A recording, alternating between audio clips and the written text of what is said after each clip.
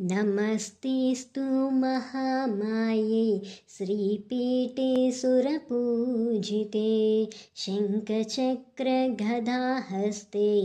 महालक्ष्मी नमोऽस्तु ते। नमस्ते गरुडारूढे ढोलासुरभयङ्करी सर्वपापहरे देवी महालक्ष्मी नमोऽस्तु ते। सर्वज्ञे सर्ववरदे सर्वदुष्टाभयङ्करी सर्वपापहरे देवी महालक्ष्मी नमोऽस्तु ते। सिद्धिबुद्धिप्रदे देवी भुक्तिमुक्तिप्रदायिनी मन्त्रमूर्ते सदा देवी महालक्ष्मी नमोऽस्तु ते।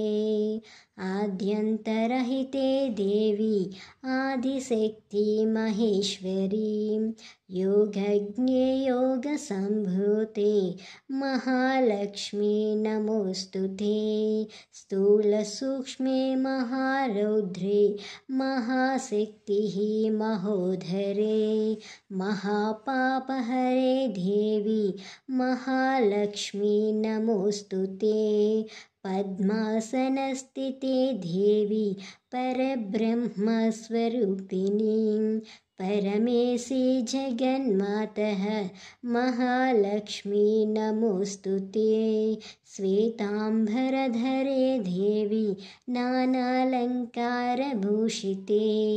जगत्स्थिते जगन्मातः महालक्ष्मी नमोऽस्तु ते।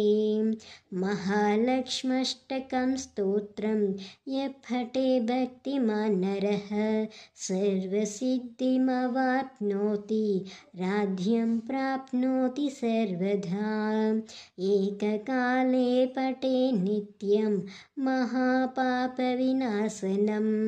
द्विकालं यः पठे नित्यं धनधान्यसमन्वितं त्रिकालं यः पठे नित्यं महाशत्रुविनाशनं महालक्ष्मी भवे नित्यं प्रसन्ना वरदा शुभा।